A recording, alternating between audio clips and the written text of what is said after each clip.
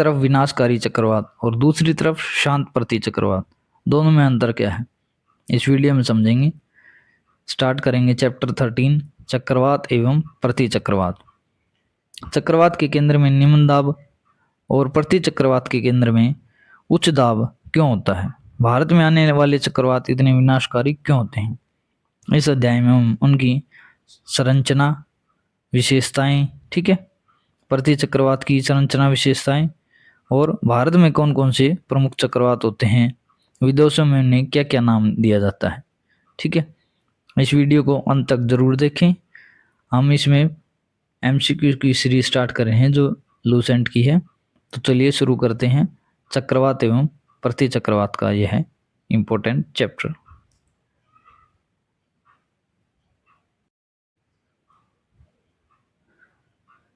नमस्कार दोस्तों, स्वागत है आपका अपने YouTube channel the self student में।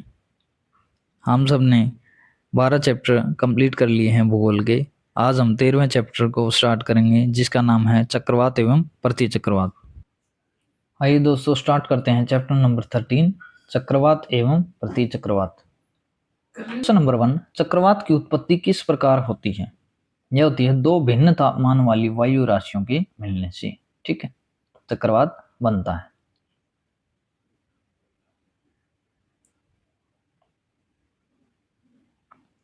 चक्रवात की दिशा क्या होती है? उत्तरी गोलार्ध में घड़ी की सुई के विपरीत मतलब एंटी क्लॉकवाइज और दक्षिणी गोलार्ध में घड़ी की सुई के अनुकूल मतलब क्लॉकवाइज, ठीक है।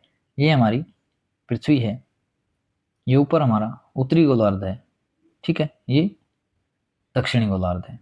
इसमें जो है ये चलेगी एंटी क्लॉकवाइज और साउथ में चलेगी क्लॉकवाइज, ठीक है। ये होती है चक्रवात की दिशा।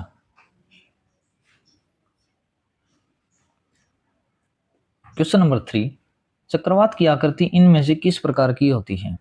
यह होती है अंडाकार। कैसी होती है? अंडाकार। चक्रवात का शांत क्षेत्र क्या कहलाता है? यह कहलाता है चक्षु। क्वेश्चन नंबर 5, चक्रवात की आंख एक विशेषता है। किसकी विशेषता है ये? उष्णकटिबंधीय चक्रवात की एक विशेषता है चक्रवात की आंख, ठीक है।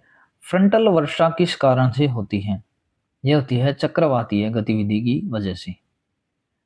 तो दोस्तों मैं ये क्वेश्चन आपको जल्दी जल्दी करवा रहा हूँ बिना समझाए हुए, क्योंकि ये सीरीज आपकी एग्ज़ाम से पहले आपको देखनी है, ठीक है। एग्ज़ाम में आपको डायरेक्ट क्वेश्चन रखे मिलेंगे इस सीरीज से। ये लूसेंट की पूरी एमसीक्यू की सीरीज है, तो हम इसे डायरेक्ट जल्दी जल्दी सिलेबस कंप्लीट करने के लिए हम अपने एमसीक्यूज़ को कर रहे हैं। इस सीरीज में हमारे साथ बने रहिएगा, ठीक है, जो आपके एग्जाम्स में आपके लिए बहुत हेल्पफुल साबित हो, ठीक है। क्वेश्चन नंबर 7, निम्नलिखित में से कौन से कथन सही हैं?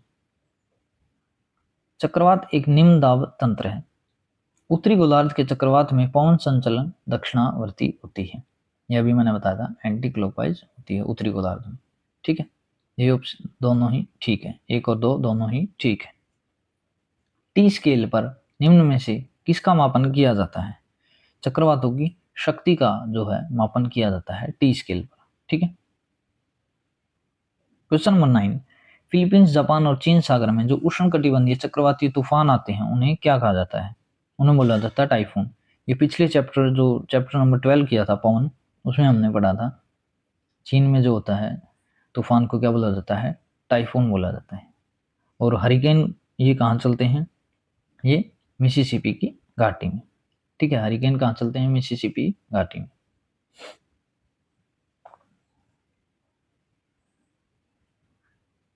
क्वेश्चन नंबर 11, निम्नलिखित में से कौन सा देश टाइफून से प्रभावित रहता है?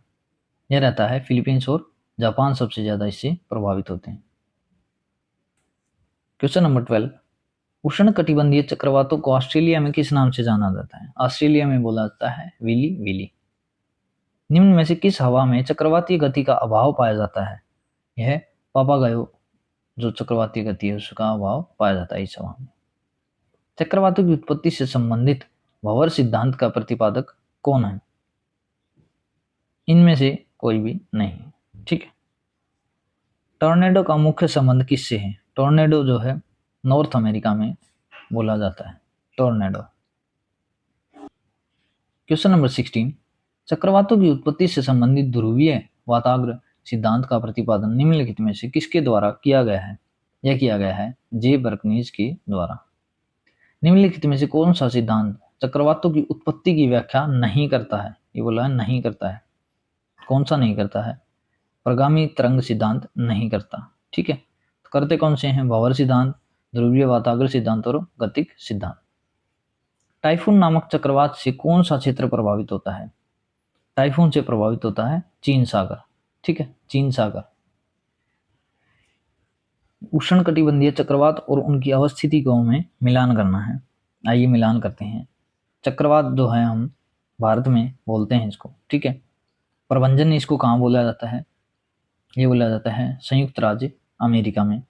ठीक है, टाइफून जो इसे पूर्वी एशिया में बोला जाता है, और विली विली हमने पढ़ा था अभी, ऑस्ट्रेलिया में बोला जाता है। ठीक है, option number B is correct. 4 1 2 3। ठीक है, 4 1 2 3।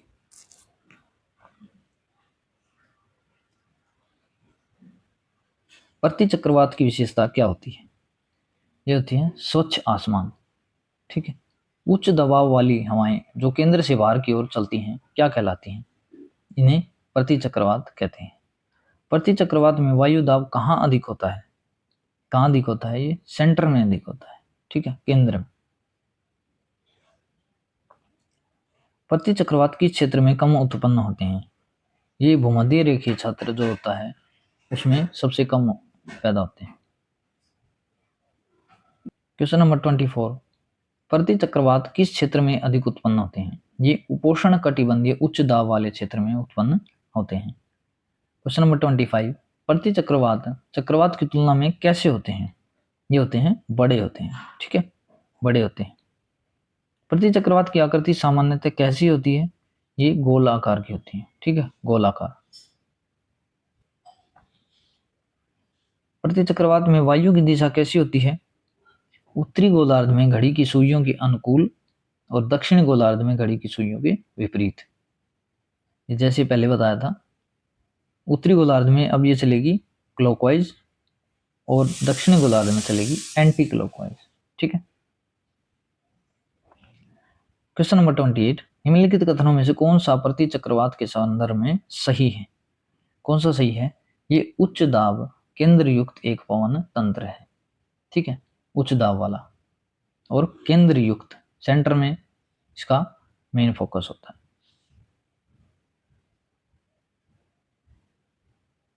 क्वेश्चन नंबर 29, निम्नलिखित में से कौन सर्वाधिक विनाशकारी होता है?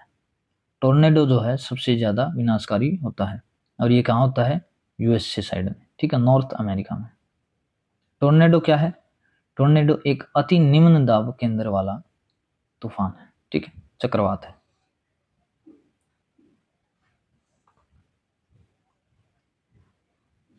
चक्रवात कब होता है? जब केंद्र में निम्न दाब और चारों ओर उच्च दाब हो। ठीक है, जब चक्रवात होता है। चक्रवात कब होता है? जब केंद्र में निम्न दाब और चारों ओर उच्च दाब हो। ठीक है, क्वेश्चन नंबर 32, निम्नलिखित कथनों पर विचार कीजिए, इनमें से कौन से सही हैं? ठीक है, चक्रवात में उत्तरी गोलार्ध में पवन प्रवाह की दिशा प्रति दक्षिणावर्त होती है। ये सही है।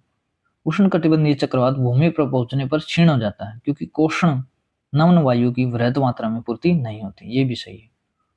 Option number C is correct, 1 और 2। तो दोस्तों, हमने चैप्टर नंबर 13 कंप्लीट कर लिया है, चक्रवात और प्रति चक्रवात। इस सीरीज में हमारे साथ बने रहिएगा, और ये क्वेश्चंस आपके डायरेक्ट एग्जाम में रखे मिलेंगे आपको, तो इनके रिवीजन करते रहिए। वीडियो को एक बार दो बार देखेंगे आपको ये याद हो जाएंगे। ठीक है, तो कंसिस्टेंसी बनाए रखिए। जय हिंद, जय भारत।